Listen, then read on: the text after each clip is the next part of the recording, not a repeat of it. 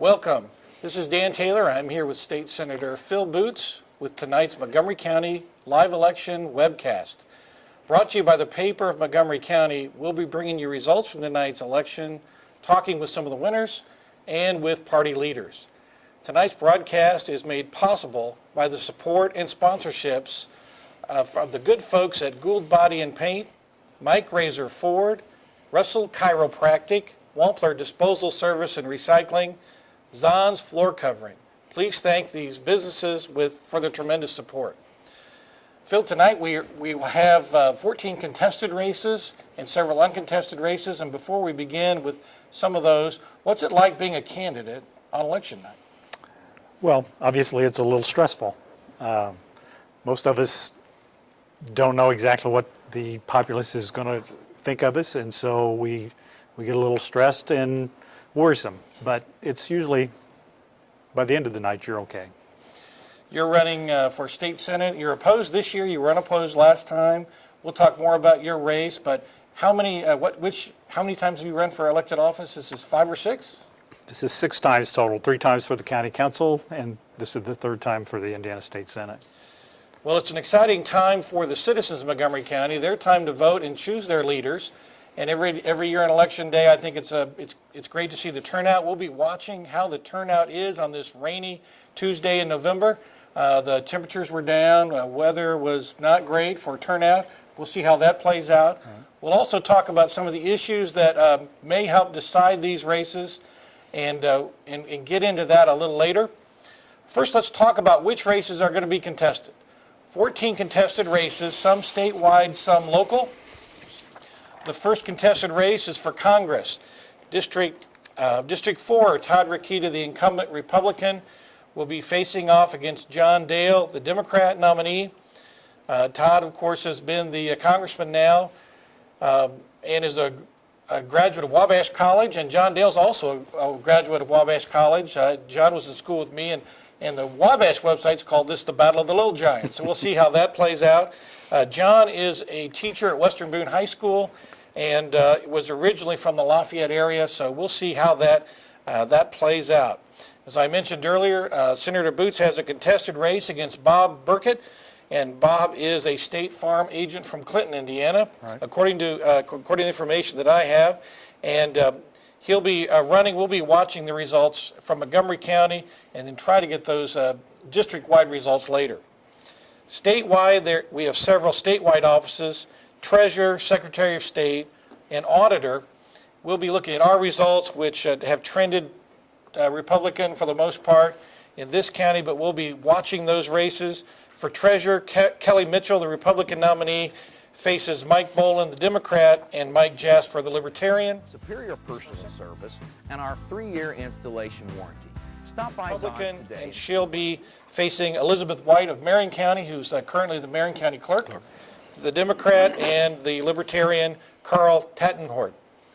And for Auditor, the Republican nominee is Suzanne Crouch, and she will face off against the Democrat Michael Claytor and the Libertarian John Schick. What do you expect out of these state races on a statewide basis, Phil? Well, first thing that's extremely interesting about those races is that the Republican Party is led by 3 female candidates for the first time. As you indicated, Connie is already serving, having been appointed, as is Suzanne Crouch, having been appointed to fill a vacant slot. Kelly has worked in the Treasurer's office for several years, or as one of the assistants, and so she has experience in that regard as well.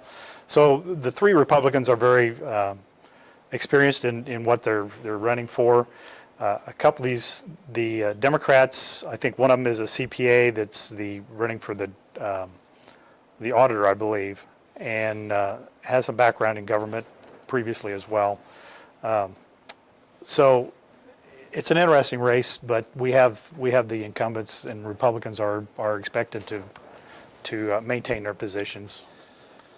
Yeah, Michael Claytor, I think, worked for was an auditor for the state and brings together that experience. And then Mike Bolin, who's running against Kelly Mitchell, I think had served publicly in Illinois and has moved over here, I think, to Hamilton County. So certainly should expect 3 interesting races there statewide. County, we've got some races which we expect to be very close. First of all, in Judge of Superior 1, we have 3 candidates seeking to fill the spot to be vacated by retiring Judge David Ault.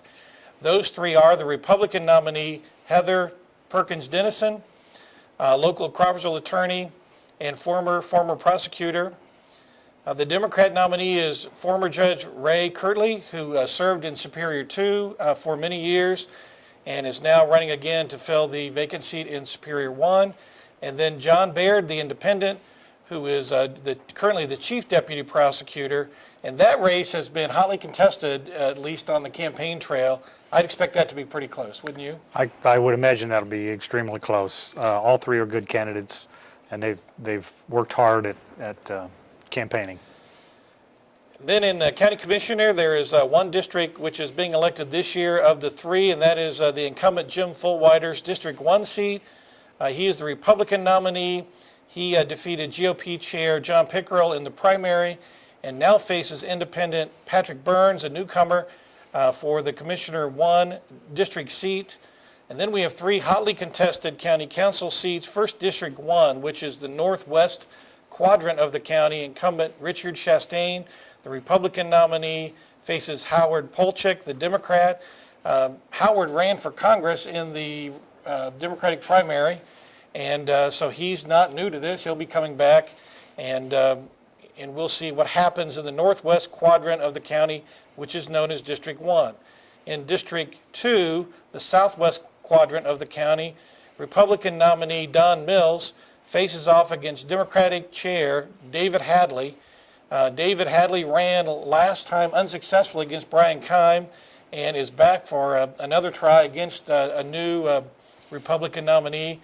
And that is the seat being vacated by Brian Keim, who served with you on the council and served president of the council for the last couple of years. So that'll be an interesting race to see, as we've got at least a well-known Democrat and the Democrat chair versus Don Mills, a farmer from the southwest part of the county and who ran very well in the primary, I might say. So that should be an interesting race to watch. Well, it'll be interesting from the fact that Don Mills is it's his first foray into the political arena. And as you indicated, David Hadley has a lot of background in running for offices, and so it's an interesting race. And I think Don Mills surprised at least me in the primary by running just so strong, getting such a large part of the vote. So we'll watch to see whether that trend holds tonight. Mm-hmm. And then in County Council District 4, which is the northeast quadrant of the county, we have Gail Lowe, the Republican nominee, running against Mark Smith, the independent. This should be very close, I would think, don't you, in terms of filling that seat, which had previously been held by John Fry. Yes, it will be extremely interesting to see how the people feel about an independent versus a Republican. Gail Lowe defeated John Fry, as I mentioned, in a very close race of 27 votes in the spring, and was a bit of a surprise, I think, to some, and has really brought a lot of energy to his campaign. That particular race, the spending is much higher than the others. And of course, Mark Smith, a farmer from up by Linden, has also run a very energized campaign. Both candidates have been serious, and it's been a little bit like watching 2 prize fighters go back and forth this fall. And I would expect that race would be very close as we move into the evening. The other contested races, South Montgomery School Board has 1 contested race, and that is the at-large position. Tyler Baumgardner, who is the incumbent, faces off against Eric Mason. And so the other races at South Montgomery School Board are uncontested. That one is contested. The other contested races all involve our townships. In Madison Township, the trustees' seat is contested. David Layton, a Democrat, a longtime incumbent, faces an independent, Greg Fuller. And that should be interesting to watch. We don't have many contested trustee races. Very seldom. And so David Layton, who's held that position for some time, faces a challenge again by Greg Fuller, the independent. And in the Madison Township Advisory Board, there's some independents there. So that's something we'll watch for. And then 2 township advisory boards have contested races. First, Scott Advisory Board, where we have 4 candidates running for 3 positions. Those include incumbent Judy Eads, a Democrat, Patricia Wilhite, also a Democrat, John Bell, a Republican, and Nate Hester, also a Republican. One of those candidates is going to drop out before the night's over, so we'll watch that for you. And then finally, the Walnut Township Advisory Board. There are 5 candidates seeking 3 seats. Cheryl McClaskey is an incumbent Democrat. She, along with Daniel Keffer, who is a Democrat, will be facing Dennis Wills, the Republican, Gary Needham, also a Republican, and Terry Feltner. 3 seats for 5 candidates. We'll watch that for you tonight as well. Yeah, those are very interesting. As you indicated, the trustees, oftentimes it's very difficult to even find somebody to run for those offices, and to have contested races is very unusual, and it'll be extremely interesting to see how that comes out. And that campaign in Madison Township has been pretty quiet. Not a lot of advertising, or whether it be radio, print media. So it's been kind of quiet, and we'll have to see what the door-to-door work and the name recognition and just reputation, how that plays into what the voters do in Madison Township who have a chance to make a change. We'll see how they respond to that. Right. It will be interesting. Before we take a break, I just want to mention that we'll be talking next about uncontested races. We'll begin to talk to some of our special guests tonight and then talk about the results, which are just starting to come in here to us. But again, our election broadcast tonight is made possible by the following businesses: Gould Body and Paint, Mike Razor Ford, Russell Chiropractic, Wampler Disposal Service and Recycling, Zahn's Floor Covering, and we'd like you to remember to support these businesses who have made this broadcast possible. Whether you're looking for a new car, pre-owned, lease, or service, Mike Razor Ford in Lafayette is the place to go. The professional and friendly staff at Mike Razor Ford on Sagamore Parkway in Lafayette are ready, willing, and more than able to serve you. That's Mike Razor Ford. Also looking for some place to get rid of junk autos, scrap metal, plastic, paper, and more? Look no further than Wampler's Disposal Service and Recycling in Frankfort. Wampler's has been a family-owned business since 1948 and is located at 1720 Washington Avenue in beautiful Frankfort. Let Wampler's help you with your recycling. Before we go to our next break, I just want to mention that we have several uncontested races tonight. And so at 6 o'clock tonight, when the polls closed, the following people were elected. State Representative Tim Brown was reelected once again to District 41, and he has been there for many years and is a Montgomery County native, so we're glad to see Tim back in there for us. And also District 13, Sharon Nagel, who represents parts of western Montgomery County, will also be reelected.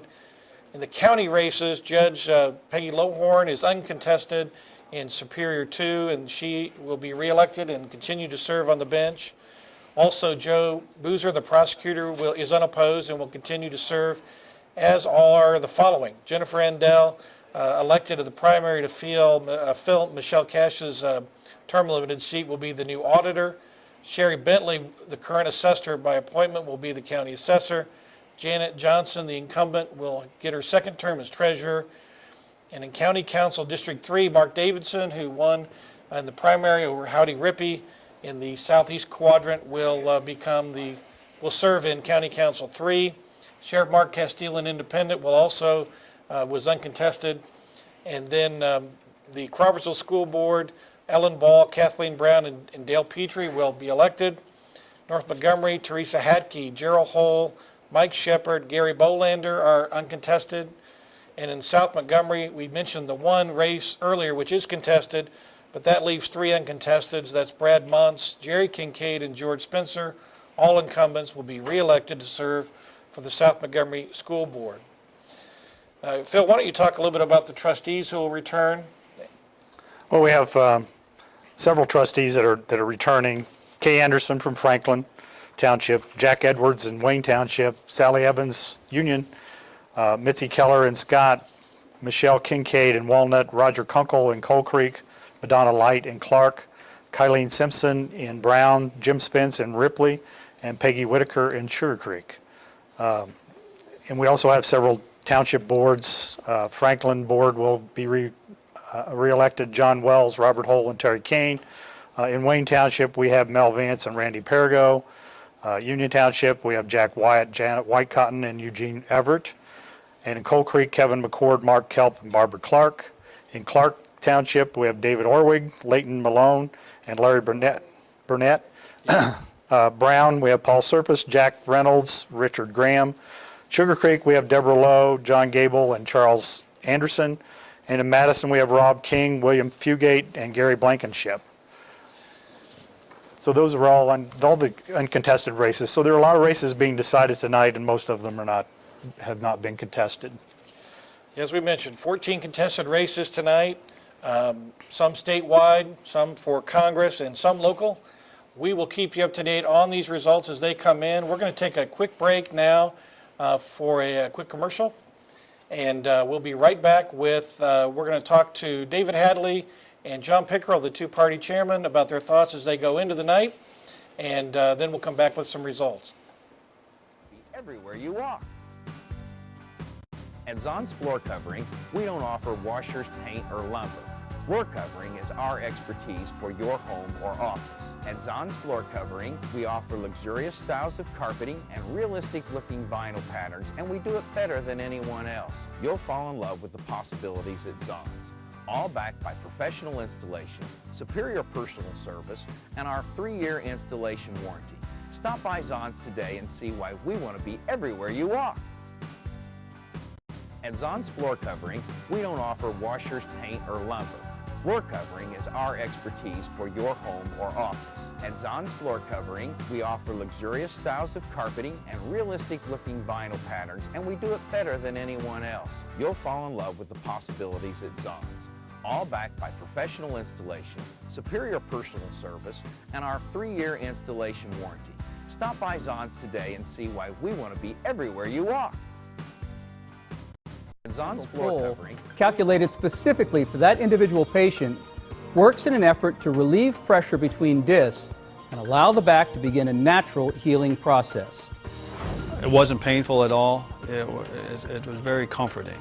I felt, in the polling just kind of helped ease some of the pain, ease some of the pressure that was going on. So I always look forward to getting on the machine. After the treatment, I really missed coming and being treated like I was at a spa. The treatment was very comfortable and it was very relaxing.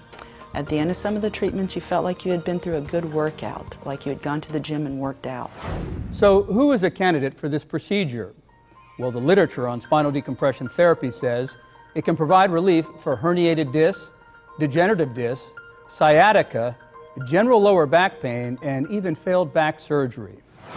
We've been talking about the success stories of spinal decompression therapy. Let's talk about the science behind it and exactly how it works. Before we talk about the science behind it, let's review the anatomy of what we're trying to fix. This is a picture of your lower back. The lower back has bones, which are called vertebrae. They have discs, which separate the space between the bones, and they have nerves. The disc is like a jelly donut. When you put too much pressure on it, the jelly squirts out. When it does that, it can touch the nerve and cause pain in the back, in the lower back, or down your legs. The object or the science behind spinal decompression is to be able to take the disc that's affected and relieve the pressure on that disc by gently distracting the two bones, the one on the top, the one on the bottom, creating a negative pressure inside that disc and allowing for the jelly to go back in its place. Now, I know talking to people around the country, they'd say, well, this is kind of a rack and it's going to pull me and that's going to hurt. Now, I know for me it was a very comfortable experience. What is the comfort level for the majority of your patients? My patients, when they come in, are a little apprehensive the first time that they get on the machine. Once they get on it, they all react the same way. There is an immediate sense of relief once the machine starts to pull, and they look at you and go, my pain's gone. After that, it's just a matter of they get comfortable with it, and the majority of them sleep through the procedure. If you're suffering from back or neck pain, I encourage you to contact your local spinal decompression doctor and at the very least do the basic research to see if you're a candidate for this emerging treatment. It's helped thousands of people find relief from chronic back and neck pain, and it's prevented countless surgeries. It changed my life, and it could change your life too. Thank you so much for joining us. I'm Ren Scott. Good luck and be well.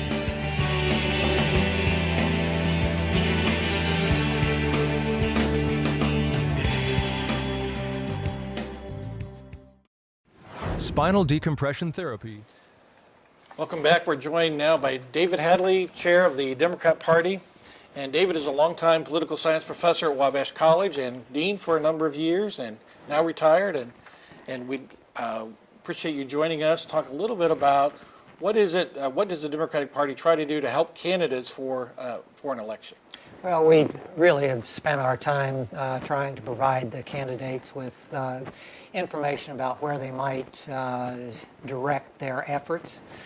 We've got good voter lists that allow us to target mailing and target door-to-door work. We have been able to support the candidates financially if they had particular needs. So we've put money into the candidates' races where they've made requests. And we've provided moral support and some feet on the ground, as it were, in supporting candidates as they go door to door. What do you think are the big issues that have arisen in this campaign? Well, I thought that there was going to be more of a focus on kind of the ideological differences between the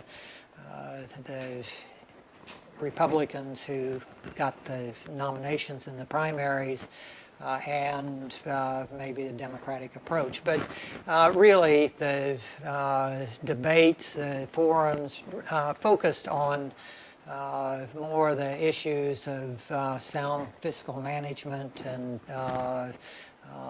how to have more efficient, effective government. So while the primary seemed to focus significantly on planning and zoning, I don't think that was really the issue that voters particularly resonated to. As I went door to door, they wanted to know who the candidates were, what they, how they approached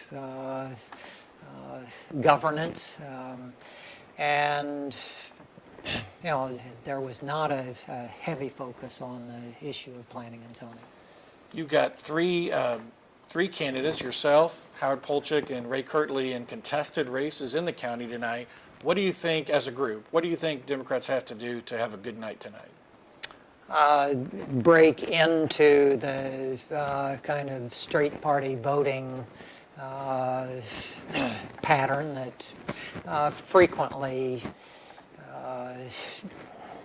motivates the voter in fairly low stimulus elections.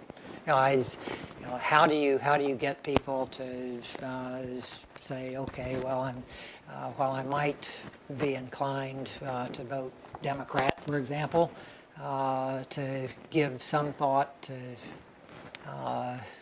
crossing over. Yeah, the county's been for a long time about a 70-30 split, so in some respects the challenge for Democrats is you have to get somebody's attention. You have to get somebody's attention. And give them an alternative. And in an off-year election without the pull of a high-profile race, it's very hard to do that. Right. How do you think the presence of independent candidates have affected the way that the party approached this particular campaign season, if at all? Well, obviously affected the Superior Court judge race. I kept trying to figure out how John Baird's independent candidacy was going to affect the overall race, and I talked to lots of people, and no one admitted to having a good read on what it was going to do. Yeah, hard to say whether it'll hurt the Republicans or hurt the Democrats. Yeah. I guess we'll find out later tonight. I think so. You've got your race tonight against Don Mills. As you went on the campaign trail and you were talking to people, just tell us a little bit about that experience and what you expect how you expect it to play out tonight. Well, this isn't my first time in running for this seat. I ran against Brian Keim in 2010. And so I felt like I knew the district pretty well. I went into it knowing what I was up against. It is a heavily Republican district. I was under no illusions. And in the past, I've probably focused more on kind of mobilizing, getting out Democrats and independents. But this time I've really focused on all the likely voters, whether they were Democrat, Independent, or Republican. I've concentrated on getting my information into the hands of every voter or every likely voter, and to making at least 2 contacts via mail or via door-to-door in more concentrated, population-concentrated areas. I did that. I was able to place a couple of ads in both newspapers.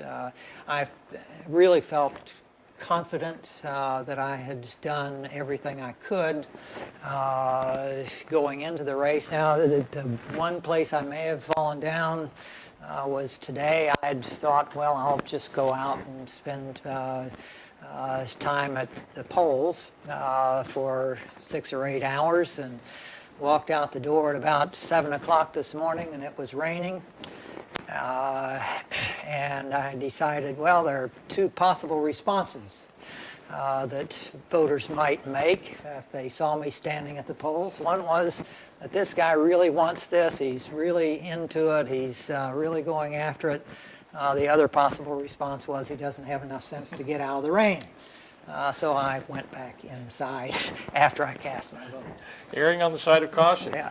We'll wish you the best of luck tonight. Thank you for coming by and sharing with us Glad to do the it. Democratic Party point of view. David Hadley, we appreciate your time, and we'll see you maybe later tonight when the results come in and get some more comments. Thank you. Thank you. We will have Republican Chairman John Pickerel in a few minutes, and but before we do that, we want to start bringing in some results to you. Let me just remind you that tonight's election night live broadcast is made possible by the support of the good folks at Gould Body and Paint, Mike Razor Ford, Russell Chiropractic, Wampler Disposal Services and Recycling, and Zons for covering. Can we take a quick break now, and we'll come right back with those results and Mr. Pickerel. Thank you. GouldBodyAndPaint.com to learn more about our family-owned business. We are located at 607 Waynetown Road, Crawfordsville, where our business has been erect for 22 years. For over 22 years, Gould Body and Paint has been repairing vehicles in and around Montgomery County. At Gould Body and Paint, our certified technicians will repair your vehicle back to pre-accident condition, no matter the make or year. Visit us online at GouldBodyAndPaint.com to learn more about our family-owned business. We are located at 607 Waynetown Road, Crawfordsville, where our business has been erect for 22 years. For over 22 years, Gould Body and Paint has been repairing vehicles. We're going to bring you some of our first results from tonight's race. First, in the heavily contested judicial race for Superior Court 1. The precinct's votes are coming in quickly. And here's what we can tell you. It is, as expected, a tight race with 16 precincts in. Heather Perkins Dennison leads with 1,879 votes. Ray Kirtley, the Democrat, is in second place with 1,630 votes. And John Baird, the Independent, is in third with 974 votes. Little over half the precincts in. That race is tight as we expected. Yes. Heather Perkins leads by about 250 votes. And again, that is tight enough that we may see changes, but certainly I'm sure that she feels good to be out in front. And but still, 3 candidates pretty close together. It looks like a 2-person race, though, in the judges' race. In the county commissioner's race, again with 16 precincts reporting, incumbent Jim Fullwider out to a commanding lead, 3,286 votes. Patrick Burns, 1,180 votes. That's 2/3, 1/3. If that continues to hold, it looks like Jim Fullwider will be coming back to his second term as county commissioner. In District 4, the race for county council in the northeast quadrant, a very close race as we expected. Gail Lowe has 740 votes, Mark Smith 715 votes. Again, that is That's very tight. we expected very, very tight. Gail Lowe won in the primary by 27 votes. I'm sure he didn't want to be in another nail biter, but appears that he is. The voters in the northeast quadrant really splitting their vote on those two candidates. We'll see how that plays out. In County Council District 1, incumbent Richard Chastain out to a commanding lead. The Republican Chastain with 938 votes, leading the Democrat Howard Polchek 320 votes. It looks as if that lead is probably going to be insurmountable, I would think, in the northwest part of the county. I would say that General Chastain is going to return to the council. And then in the southwest quadrant, we call it District 2, but it's the southwest quadrant. Southeast quadrant. Or no, southwest. I'm sorry. Yeah. You're right. Southwest, where both of us live. Yes, I know. I forgot how to get home. Don Mills out to a commanding lead there, 533 votes to 226 for David Hadley. Again, as we talked about earlier, I think Don Mills ran very, very strong in the primary. Doesn't show any signs of slowing down. No, you would probably say that Don Mills is not the typical politician. So, he's running as a totally interested person in what the job entails. I think that is true. Don is a farmer from out on 32 West, and I think when I spoke to him about his candidacy, I think he just wants to serve, and he, had some strong opinions, I think, in the primary, but I think that he's a very likable guy, and I think that his strength, though, overall, I don't think it would be surprising if a Republican won, but I think that, again, in the spring and early tonight, he looks like he's running very strong, and people have responded well to his candidacy. I'd say that's accurate. In your race, State Senator, Yes. again, in Montgomery County, this district is made up of parts of Boone, Warren, Fountain, Clinton. No. No, not Clinton anymore, Vermilion. Vermilion, Park, And and Park. Montgomery, obviously. Yes, but a majority of the largest segment of voters in Montgomery County. So in the past, what happens in Montgomery County has generally controlled the district. And so far in Montgomery County, Senator Boots leads with 3,403 votes to Bob Burkett's 1,330 votes. So you're out to a good, comfortable 2,000 vote lead here in Montgomery County. We'll see how the votes go in the rest of the district, but you have to feel pretty good about that. I feel very happy that the folks in Montgomery County are supporting me. When Senator Boots ran the first time, it was surprising that I don't think the voters of Montgomery County figured out that they had the majority of votes in that district for some time and yet had not elected a state senator from Montgomery County for a long, long time. But that's certainly your power base. You need to win big here in order to control the rest. But looks like you're well on your way. Things look pretty good so far. Yes. As you rightly predicted previously on the first ballot, or first time I ran in the primary, that the Montgomery County citizens controlled the race, and hopefully they will do that again. Let's just talk a minute about a couple issues that will affect our race as we get more results in, but turnout is always a big issue. And in 2010, the last midterm election, Montgomery County voters turned out at a rate of 47% of about 23,000 voters. About 23,000 voters, 47% turned out, about 11,000 people. And that is, again, I think historically a little lower than we're used to here, but statewide, that's not a bad turnout. Turnout goes up and down. You hear lots of predictions. I don't know if it's good or bad for any candidate. I suppose it depends on who's really turning out as to whether it'll help one candidate or the other. But it's certainly good for our democracy and our republic to see people turn out and vote. So we'll watch those numbers for you as the night goes on and see whether the turnout this year is stronger. Did certain issues resonate with voters? Did certain candidates resonate, or certain races get more people out to the polls than otherwise? Party strength, as I mentioned with Mr. Hadley, again, it's typically been 70-30, so certainly an uphill battle. We should keep that number in mind as we look at races where it's a head Republican to head Democrat race, see what the variance is from 70-30, and that may tell us how strongly the Democratic challenger ran or not, and that seems to be kind of a good measure to me. Crossover voting, you know, we hear a lot about that. What the figures show in Montgomery County in the 2010 off-year election, 20% of the votes cast were straight Republican ballots. I think most people think that's more. And only 5% of the votes cast, or 590 votes, were straight Democrat tickets. Candidates talk a lot to me about straight party tickets, and they always make it, I mean, the Democrats will tell me, well, you know, 80% of those Republicans are going to pull the straight ticket, and the Republicans say the same things about the Democrats. But those votes are a little lower than I think people really think they are. What does that tell you about how Montgomery County people actually vote when they go to the polls, Phil? Well, obviously, they're voting for the person as opposed to the party. You know, there is apparently a certain percentage of the people that are going to vote that way for the party. But, you know, we've always heard numbers, you've got to overcome 40 to 50 to 60% of the votes initially to take on a Republican or a D, depending on what county you're in. But those numbers indicate that that's not the case, that there are more people that are voting for the individual than there are for the party.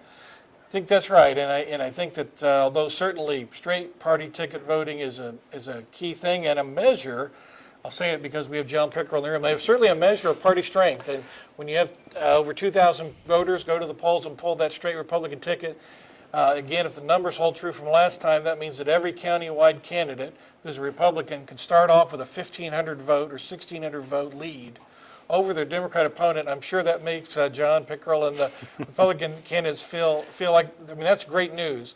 We'll see how that holds tonight, and that may tell us just how people feel about crossover voting. And with a couple independents tonight, it might be interesting to watch whether that number changes or not. We do have an update for you on that tightly contested race in County Council District 4 with 20 precincts reporting. Mark Smith has moved to take the lead with 1,228 votes. Gail Lowe, 1,183 votes. Again, less than a 50 vote difference. That is, again, we thought it would be a tight one, but Mark Smith has gone around and taken the lead. What do you make of that race, Phil? Well, obviously, they've both worked very hard to garner support.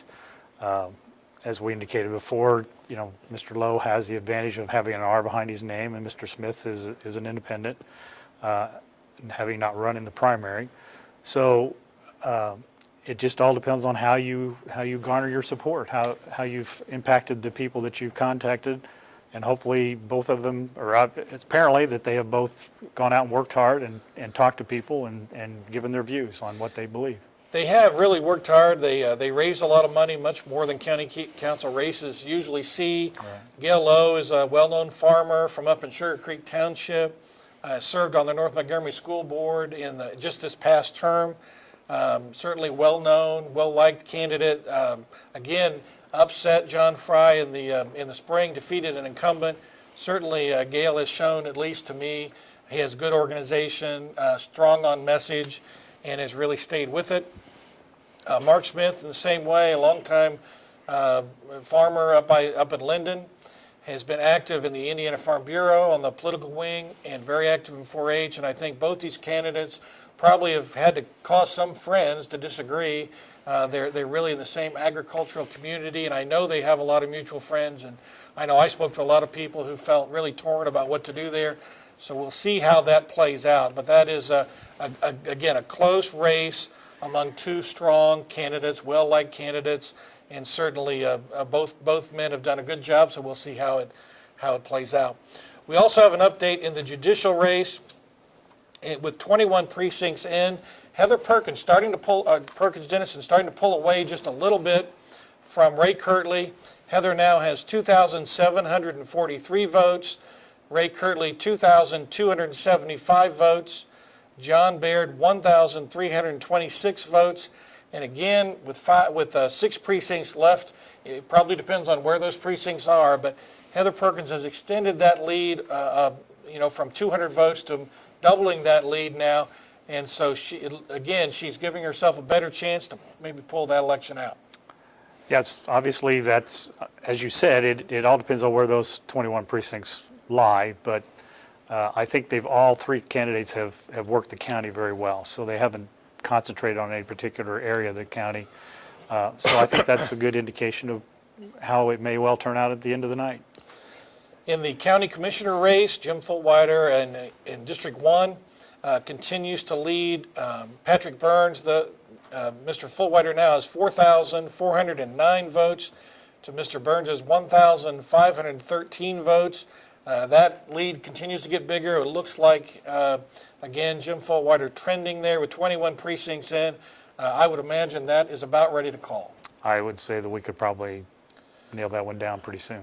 Jim Fultwider, who is trying to be reelected for his 2nd term with the county commissioners, has served with Phil Bain and Terry Hockersmith the last 4 years. It looks as if there'll be no change on the county commissioners. Prior to that time, Jim served on the county council, served with you, and then when you went to become state senator, he became president of the council. Is well known for his acute knowledge of county finances, memorization of numbers and fund numbers, and he is the Crawfordsville deputy fire chief and a longtime firefighter here in the county, and it looks like he'll be returning based upon the trending we see with 2/3 of the precincts in. Dick Chastain in County Council District 1 continues to expand his advantage over Howard Polchik. That race now sets with Chastain with 1,418 votes and Howard Polchik with 386 votes. That again to me looks like a very difficult district for a Democrat to win in, but certainly in the debates Howard Polchik did a good job of raising issues. But obviously a very rural conservative area. Richard Chastain, well-known farmer, general in the Indiana National Guard, and again has been here a long time. That is a race which is going to be hard to win for anyone. Chastain won a little more hotly contested primary, but did defeat Neil Barkley in the primary by, I think, the widest margin of any of the contested races other than Mark Davidson. So, though not a complete surprise, certainly Richard Chastain, a strong candidate, looks like he'll return to that county council seat. Richard's a great guy, a nice guy, certainly I think is very well respected throughout the area and throughout the state. So. Intelligent guy who really just wants to serve. He's retired, and I think he's just there to try to help serve, which is, again, something you can never have enough of. Right. Yes. In that state Senate race, Phil Boots continues to lead strong in Montgomery County, having about a 2,100 vote lead when we last reported to you. Now with 21 precincts in, that has expanded to almost 3,000 votes. Phil, you have 4,572 votes, and Mr. Burkett 1,682. So again, if you were looking to build a big margin in Montgomery County to discourage those other counties from coming in, you look like the people of Montgomery County are having a big confident vote for you tonight, and might just send you back to Indianapolis for more years. I certainly hope so. I've enjoyed serving the people of District 23 and Montgomery County, so I would like to do that again. Obviously, Mr. Burkett is from Vermilion County, and so I'm anticipating that he'll get a good support from the people down there. So we'll see how that comes out. I would let you know that we haven't forgotten the County Council District 2 race. We have no new results in there with 21 precincts. That race holds at Don Mills 533, David Hadley 226. I believe we have a couple precincts yet to report in on that race, but we will monitor that as well and keep our eyes on that. Again, the County Council District 4 race, Mark Smith, Gail Lowe, very, very tight race. That looks like that's going to come down to the wire. The judicial race, pretty tight as well. although Heather Perkins has given us a little indication she may pull away. We'll have to just see how that plays out. The other races, at least the races that we've been talking about, look like they are kind of holding where we have had them in that pattern. Yes, I believe that the incumbent, General Chastain, is probably pretty solid, and Mr. Mills, who, as you indicated, did very well in the primary and is a popular individual, may well hold that race. So the county council will probably not turn over too much. It will all come down to the Smith-Lowe race, and I think that will not be decided till we see the very last precinct. I think you're probably right. Very, very tight, just like the May primary. Let me just remind you that tonight's election results are made possible by the good folks at Gould Body and Paint, Mike Razor Ford, Russell Chiropractic, Wampler Disposal Service and Recycling, and Zons Floor Covering. We're going to go to a quick commercial. We'll be right back with more results.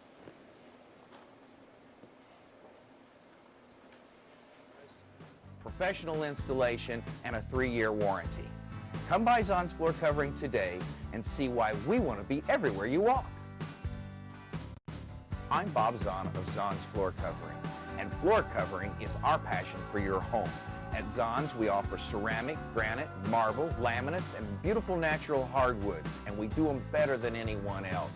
Come by Zahn's Floor Covering, see the flooring possibilities available to your home, all backed by personal service, professional installation, and a 3-year warranty. Come by Zahn's Floor Covering today and see why we want to be everywhere you walk.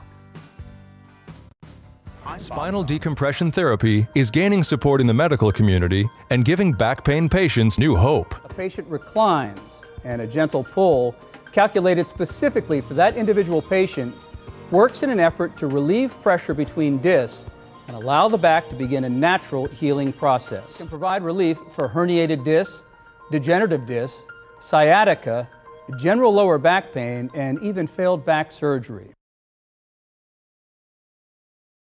Spinal decompression By therapy. Montgomery County GOP Chairman John Pickrell. John, welcome. It's a Nice to be busy here. day, busy night for you, I imagine, with several contested races. Yep, a lot of races, a lot of choice for the voters. It's unusual for a party chair to say this, but I was kind of thrilled to see independent voters or independent candidates and Democratic candidates coming up, because I think it's important to gauge the community by giving them a clear choice in the general election. Usually in Montgomery County, the general election is the boring election. The primaries are really the one to watch. We've changed it up a little bit this year. Now, as a party chairman, you have to help get workers to all these polls, and that's got to be a big job. It's always a big job. This year I served as a poll watcher up in Sugar Creek and Franklin to get to know what my poll workers are doing, and I tell you what, they don't get paid enough. 13 hours on your feet, running around. The inspector has to be the shell answer man for every little problem that comes around, and the beginning, setup, the end. Those people work hard, so it can be difficult to find volunteers that are willing to do that. And I'll say volunteers because the pay is pretty minimal. It really is.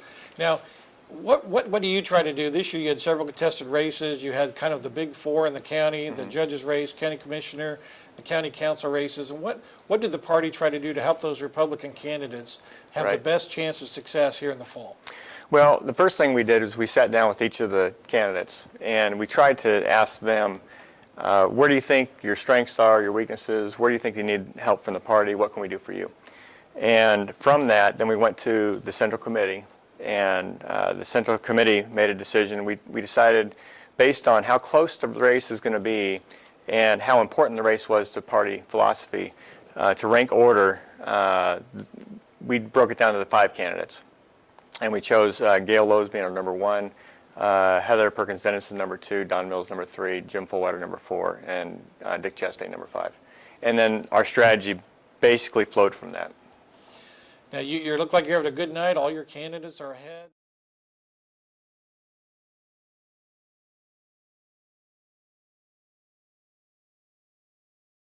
Otherwise, your candidates are starting to pull away in all the races. You have to feel pretty good about that. Yeah, we do, and this obviously is a strong Republican county, so we have to take that in mind. We don't want to get too. We want to stay humble about this and realize that, we don't want to take anything for granted. And obviously, we're looking at the race between Gail Lowe and Mark Smith the most. We knew that was going to be a nail-biter based on the results from the primary, and we definitely weren't taking that for granted. A three-way race for judge of Superior Court 1. We knew that. We didn't know how the independent candidate was going to throw the results in that. Would hurt the Democrats, would hurt the Republicans. And so far, I'm feeling very good about it. Yeah, so far it looks like the independent candidacy by John Baird really didn't hurt Heather Perkins Dennison like some people thought it might. She looks like she's trending pretty strong. Yeah. And again, looks like the Republicans are kind of holding rank. Is that what it looks like to you? I think so. John Baird, I think he worked hard on getting a lot of advertisement out. And newspaper, billboard, I think I saw a billboard of his, a lot of yard signs. And I think that it showed something that Heather Perkins Dennison, she'd had a very strong ground game. She was working on personal relationship one-on-one, knocking on doors, talking to people. And I think that we're going to see that really paid off. Yeah, it's the most difficult part, I suppose, for any candidate is to do the work and go door to door. But it seems like that in a close race sometimes really makes a big difference. Yeah. Listen, we appreciate your coming in. I know it's a lot of work, and certainly since the primary in May, you spent about 6 months working for this day. Then you have to do the logistics part of it, just as Mr. Hadley does. We appreciate you taking the time. We're going to get final results in, and then maybe we can grab you and have you come back in and give us some comments about what you saw tonight. It'd be my pleasure. Okay, thanks, John. We're going to take a quick break.